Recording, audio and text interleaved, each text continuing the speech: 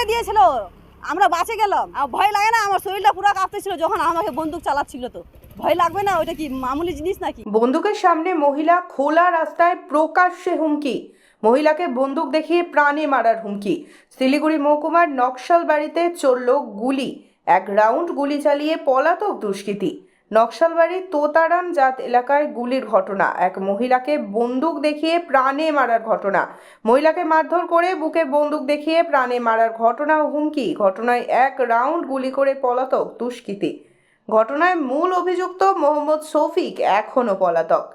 ঘটনার পর তীব্র চাঞ্চল্য ছড়িয়েছে এলাকায়, আতঙ্কে রয়েছেন এলাকাবাসী। ঘটনাস্থলে পৌঁছে তদন্ত শুরু করেছে নকশালবাড়ি থানার পুলিশ। আকস্মিকভাবে গুলি চালানোর ঘটনায় স্বাভাবিকভাবেই নিরাপত্তাহীনতায় ভুগছেন স্থানীয়রা। গুলি করে দিয়েছিল, আমরা বাঁচে গেলাম। কয়টা গুলি চালিয়েছে? একটাই গুলি চালাইছি। আর ভয় লাগে না? আমার শরীরটা পুরো কাঁপতেছিল যখন আমাকে বন্দুক চালাচ্ছিল। তো ভয় লাগবে না? ওটা কি মামুলি জিনিস নাকি? ওটা দেখে ভয় লাগবে না? ওটা তো জানি না কি করে, দারু খাইছিল, ওটা বলতে পারবো না আমি কি করছে কিনা। মানে ওটা মদ দেখে- ছিল? হ্যাঁ, দারু খাইছিল। আর আমাকে ওইদিকে ঝাগড়া লাগাইছে, তারপরে আমাকে বন্দুক দেখাইছে। আমি কিছু বলি নাই।